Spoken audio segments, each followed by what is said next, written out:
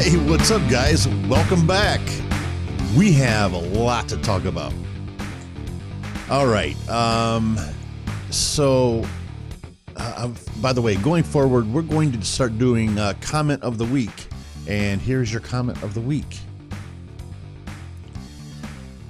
That is a first, I must admit. But I appreciate it, brother. Thank you very much. Okay, so we will do that every week going forward. Comment of the week. I'm going to post it right here. So anyway, Khamzat Chimaev. We have to talk about Khamzat Chimaev. The guy is a monster. He's not a beast. He's just a monster. He's a beast killer. This dude is a star already. I don't see a downside to this guy. An incredible fighter. Fought twice in 10 days, I believe it was. Yes, fought twice in 10 days. And I don't remember the exact count, but it was 200 and something strikes to 2 in 2 fights.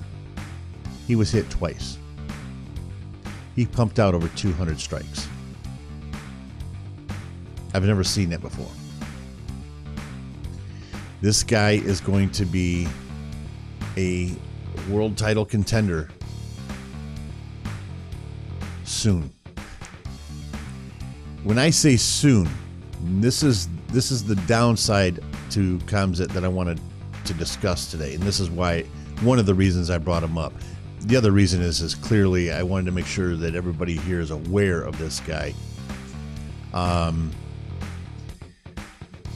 downside is I've watched his amateur fights. I've watched both of his UFC fights. He is fighting high-level guys, okay? But he's not fighting top 5 guys yet. We have seen this movie many times now.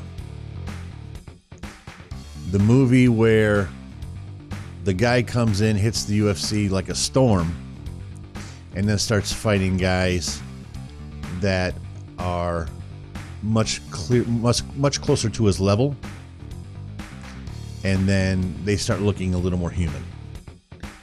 We've seen this many, many times. So, I think the UFC, personally, they should pump the brakes on this. And let me hear me out. This is why I say this. If you push him up and his next fight is a top 10 guy, I've heard people say he could beat top 5 guys. Let's slow it down a little bit here, man. Because you're talking about 170 and he can fight at 155. These are murderers' rows. Murderers' rows. And,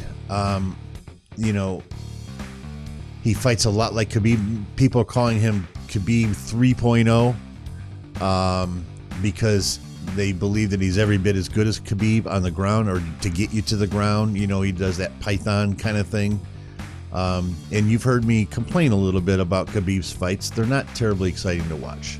He's one of the greatest of all time. I concede that 100%. However, his fights aren't exactly exciting. All right. Whereas Khamzat Chimaev, he is a phenomenal striker. I have yet to see him do it a whole lot. In some of his amateur fights he did. But his thing is just like Khabib. He wants to get you up against the fence so you have nowhere to go, bring you down slowly but surely, and just start ground and pound. But he can stand and strike too. That is the difference between him and Khabib. Although Khabib looked decent against Conor in their fight, Conor was still winning the striking between the two. I hate defending Conor.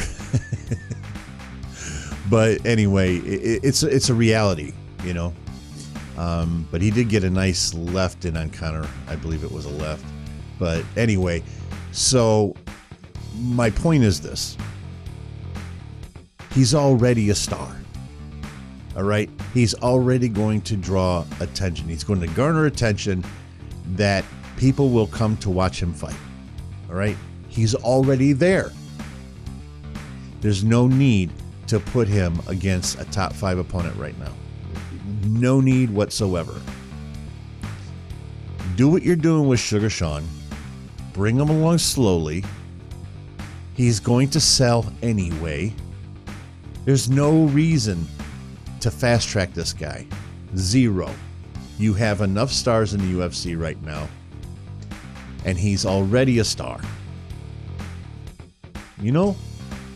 So let's pump the brakes a little bit on this and give him time to develop a little bit more before you start putting him in there with, you know, the Tyron Woodleys of the world, and, you know, certainly not Kamaru or, you know, even Jorge.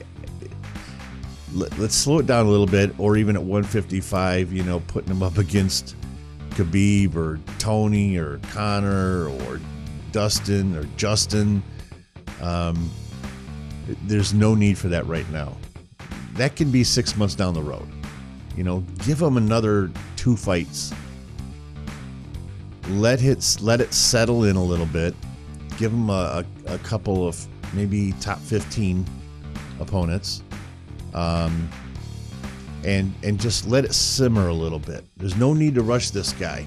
There's so many people out there watching, Chael and everybody going crazy over this, and they're walking right into that trap that we've seen so many times. And then what ends up happening is he starts getting beat because he was put in there too quick, and now you've lost your star power.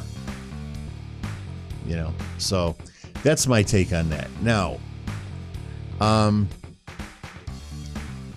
the Darren Till, Robert Whittaker fight last week. So, oh, by the way, I usually start the show off with this. I went 3 for 5 as promised. And I got to tell you, I was concerned because every fight went the wrong way. The fights that I thought were going to be easy to pick, turns out I missed out on, and then I was fortunate enough to eke out a victory on the Darren Till Robert Whittaker fight. And then Shogun and Nogueira, these guys, you know, both of those fights were so close. I eked those wins out. But 3 for 5, nevertheless, as promised. So you won money. All right.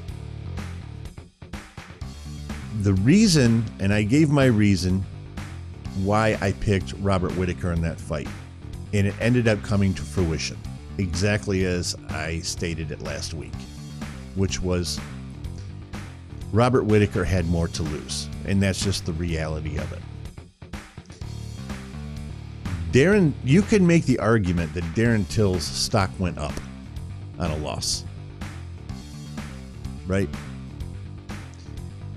Robert Whittaker, if he loses that fight, there are going to be people asking questions.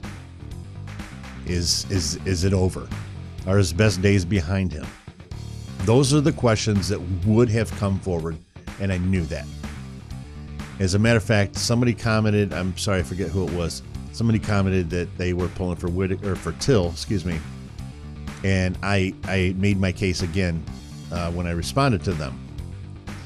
Exactly why I picked Whittaker.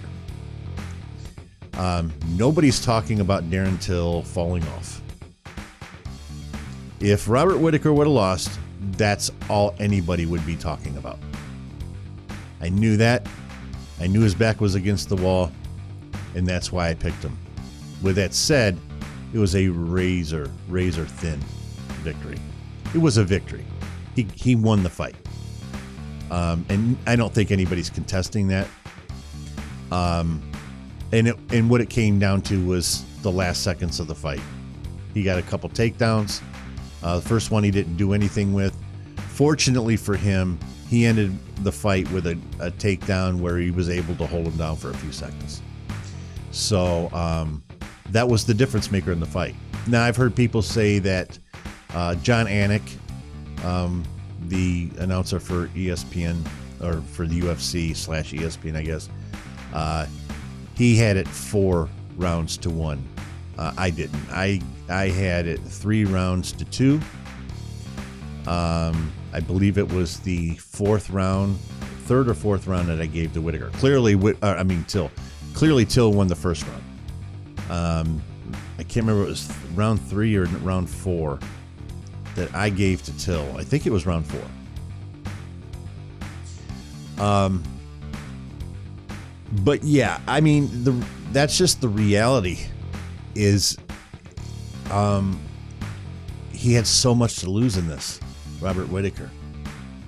Now, one thing I will say about Till was where he really messed up was he had things going really well in the first round and he just stopped. You can't stop against Robert Whittaker. He's going to stay busy and he's going to get takedowns. I thought Robert Whittaker messed up really bad because in the 3rd round, he had some golden opportunities to put some leg kicks into Darren Till's midsection, and he didn't do it. Darren Till's hands were really high, and the reason they were really high is because Whittaker kept doing that spinning kick, and he was going over top of Till's head. Till was slipping every time, and I mean every time.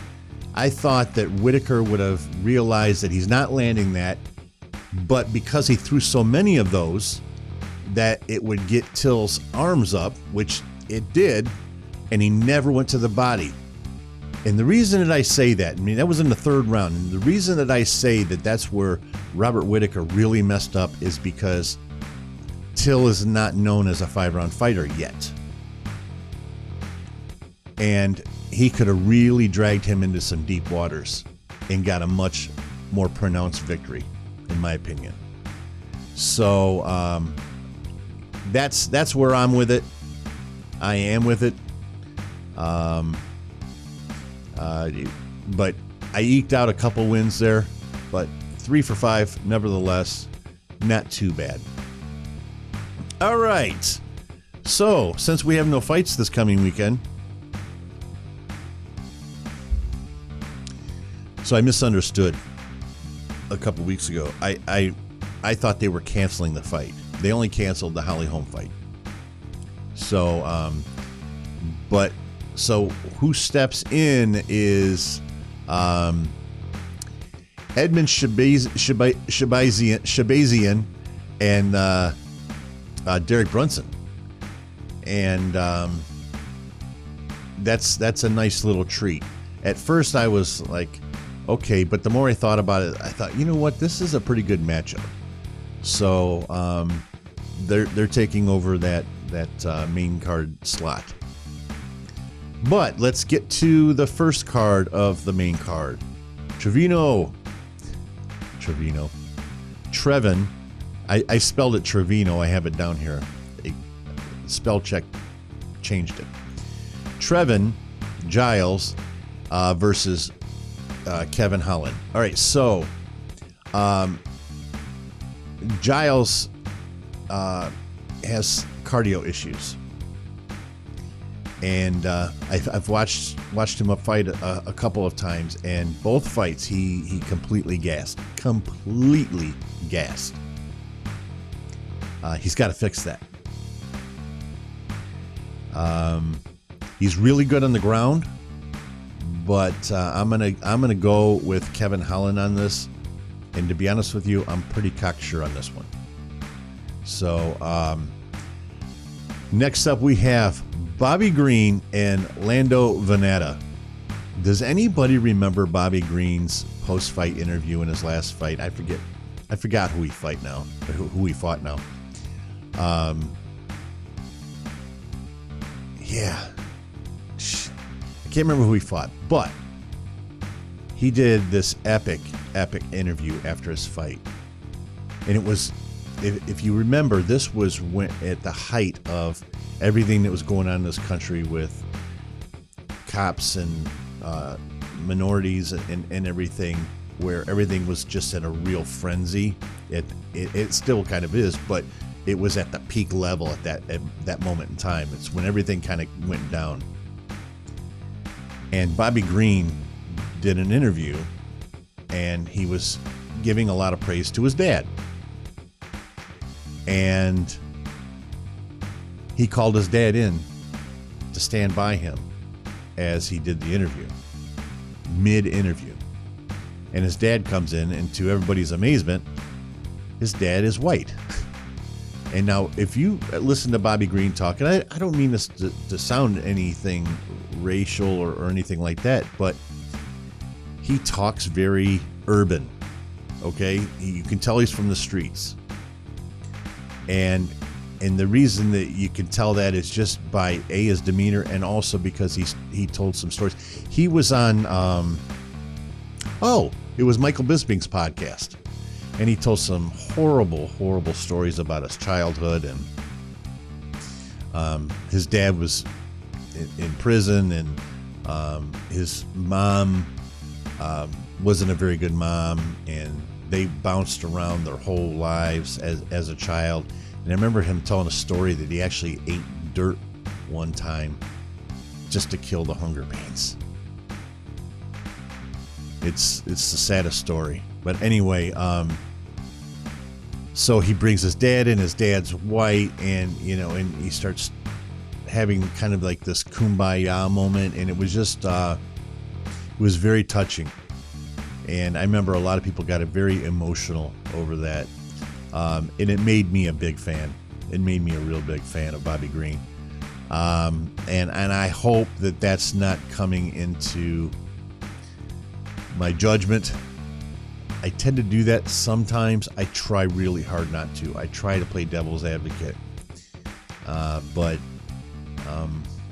sometimes it does get the better of me, So by now you've probably figured that as much and as badass as Lando Venata is a badass MFer, man. He's been in some wars, and he likes to throw. Bobby Green has no problem throwing. This card could be low-key a bloodbath. This whole card, not the whole card, but 2 fights could definitely be a bloodbath, and this could be one of them. But as badass and as much as I like Lando Venata, and I'm a huge fan, I've been a huge fan of him for a long time. He's exciting, he's energetic, moves around the ring quite a bit. I'm going to go with Bobby Green on this, and the only reason why is because Lando has been in so many wars. And, we've seen that movie too, right?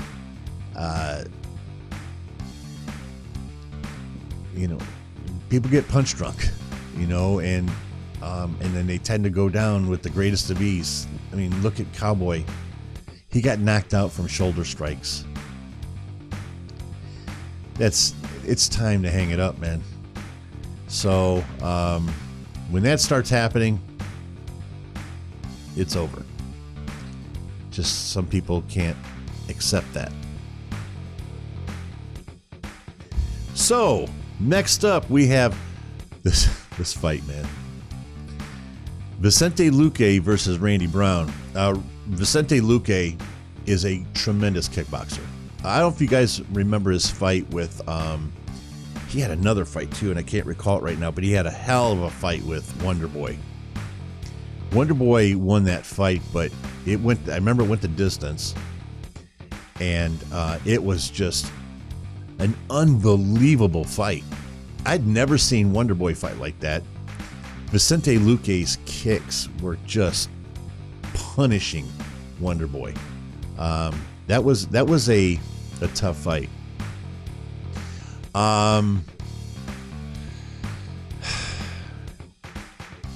Randy Brown is a beast, man.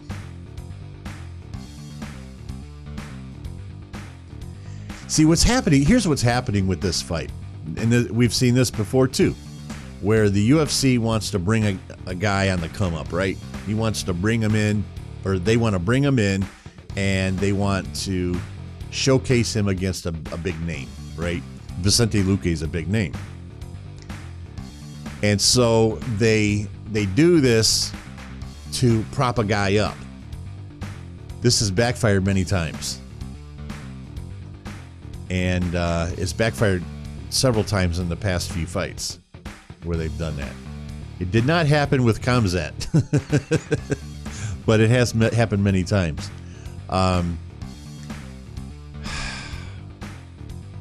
This is another one where I might be betting with my heart. But I don't think so. I'm going to go with Vicente Luque on this. There were two fights on this card that I knew that I wasn't going to be able to make up my mind until I was forced to. That's why you're seeing me kind of teetering on this. You would think that I would have this all ready to go, but there were two fights on this card, and the other fight is the main card, that I was just I couldn't pick a winner. This could go either way so easily. But I'm so confident in Vicente Luque's ability to strike, and this will be another striking match. This is the other one I was telling you about, that could be a bloodbath, and so could the main card. But we'll get to that in a second. So I'm going with Vicente Luque. All right. Oh, another one where I got to bet with my heart a little bit, man. All right, so Jennifer Maia versus Joanne Calderwood. JoJo. JoJo is a beast, first of all. She's fantastic on the microphone. And she's got a kind of a I don't mean this to sound demeaning, but kind of a cuteness factor when you hear her talk. This is so tough. It's a striker versus grappler match. Maia is a beast on the ground. JoJo is a MFer standing up. As a matter of fact, she took this fight and she shouldn't have taken it. In my opinion, she should not have taken this fight. But I don't know what her bank account looks like either, in all fairness. But she had a belt fight, a title fight. And she could be screwing that up. If she loses this fight, that's out the door. Awfully ballsy. You got to love the balls on her. And because of the balls on her, I'm going to go with JoJo on this. I just hope it stays standing up. Watch for that. Think about my words and watch for that when you watch these fights. If it stays standing up, there's no question JoJo wins this fight. JoJo's not great on the ground. She's okay. She's not bad, but she's no black belt. So we're going to go with JoJo on that. Now we have the main event. My goodness. Edmen Shahbazyan, Derek Brunson. Shahbazyan is... I've only seen him fight one time. It was on the Contender Series. And if you don't know who he is, Ronda Rousey is kind of...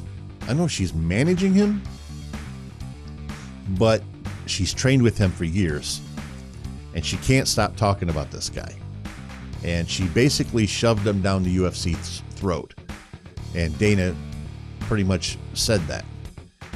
And so they put him in the Contender Series. They wanted to kind of feel it out to see if she knew really what she was talking about. And he murks the guy in under a minute. It was nasty. And but here we go again with the guy on the come up facing a big name. Derek Brunson again is a big name.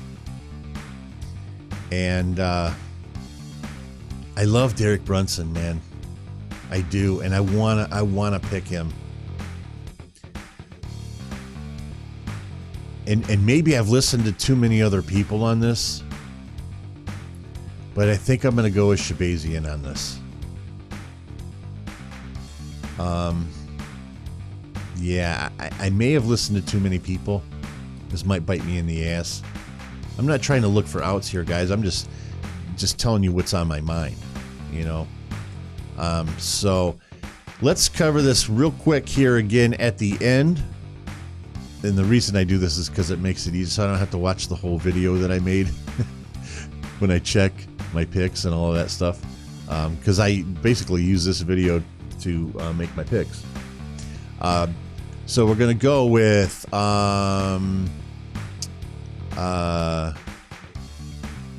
Giles, right? No, I'm sorry, Holland. No, yeah, Kevin Holland, Bobby Green, Vicente Luque, JoJo, and Edmund Shahbazyan. So that's our picks for the week. I think we covered a fair amount here. I try not to have these run more than a half hour, you guys, because I know they get a little long, and it's hard for people to carve out that kind of time in their day.